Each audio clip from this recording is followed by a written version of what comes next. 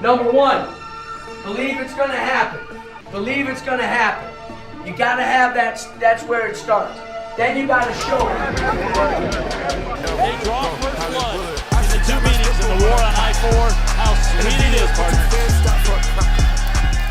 But tell me, it's got to feel good to have a healthy team. 3 wins in a row. You've got some momentum going. What's the outlook for Clemson? Well, we got to do a good job of guarding them. They hurt us on the ball screen action, so we got to do a better job. But we are playing better, and you're starting to see Trey made the big play down the stretch. We're just a different team with him and Robert healthy, and we're still not 100%, but we're as close as we're going to get, so we just got to keep plugging away. All right, since a Yellow Jacket is right here with you, Drew, are you going to give us any secrets to your game plan tomorrow against Tigers? Yeah, Drew's dressing. And, yes. And we are running about 13 different specials to get him open threes. Hey, as long as I don't have to play defense. No defense. No, awesome. there is no D in Drew. Remember that. We just call me Rue. I'm just going to call you Rue. That's it. Congratulations, Brian Gregory, congratulations. Again, I say it, and I don't shy away from it. Every game's important, but these 2 games, this is college, man. This game's supposed to be a little more important. It's supposed to be a little more important. So with that being said, yeah, what the hell? It's the best win we've had in the last couple years. Brought in with a passion to reignite the program with character and commitment to excellence. And in his 2nd season at the helm, Gregory led the team to the best win turnaround in the NCAA, the most single-season wins in school history, and the 2019 College Basketball Invitational Championship. You know, Judd told me, he said, hey, BG, there's no way you deserve this job. There's no way I should give you this job, but I'm too old to interview anybody. And Izzo says just to give it to you. So that's how I got moved up at Michigan State. And then, you know, obviously the times I spent with Coach Izzo has been unbelievable. Learned so much from him. As you remember back in the day, one of my main jobs was to drive Coach Izzo around when he would go on a recruiting trip. I would drive. I couldn't go in the gym. Right. I would drive. He had his bag phone next to him. And I always remember that we were driving to Chicago to see Tom Kleinschmidt, great player that ended up going to DePaul. And we spent a 6-hour drive with Coach Izzo on the phone talking to Todd Lindemann, who was up in the UP. And about every 20 minutes, I had to pull to the side because Coach was getting so upset with Lindemann's high school coach, swearing and cussing and everything because Lindemann was going to go to Indiana to play for Coach Knight. We get to Chicago. Tom sees Kleinschmidt play, loves him.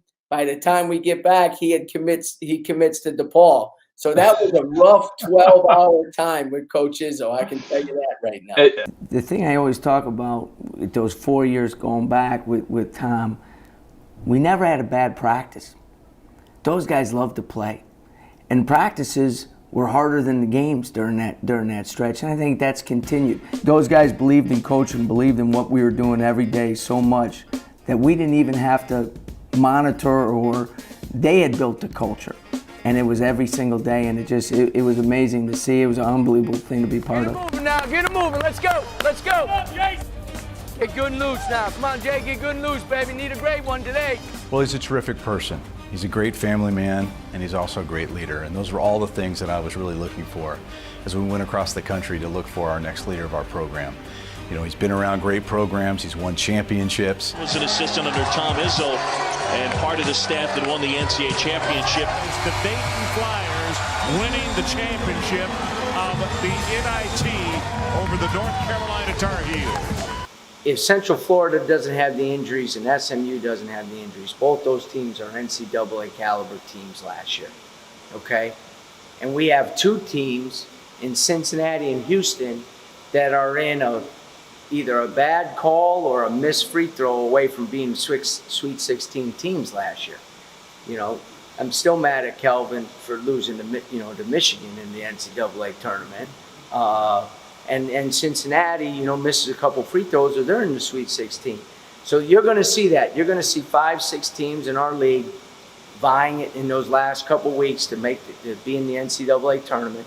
You're going to see the teams that don't get in making big runs in the NIT.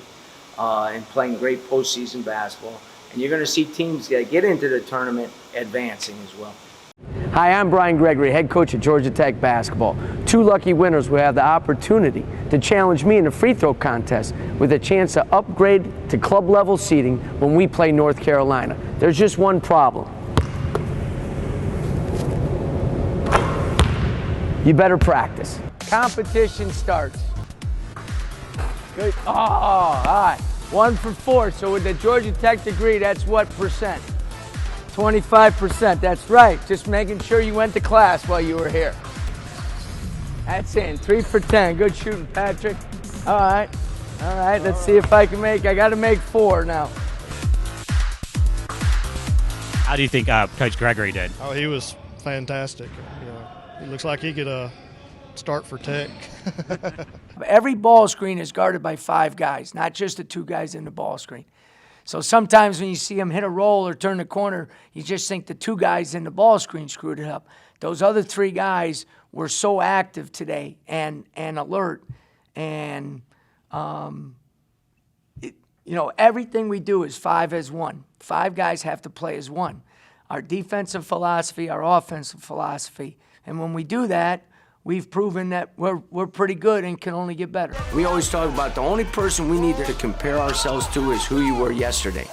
We just got to keep getting better. Then even when you have some setbacks, even when you have some adversities, if you're all pulling in the same direction, you're going to be able to fight through it and then maybe exceed those expectations. He's a great guy, and he cares about his players.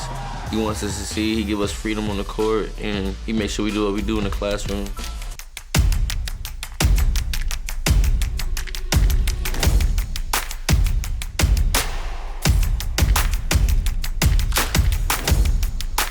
You're 20 minutes late. You got to outwork them now. Let's go to work. Let's go.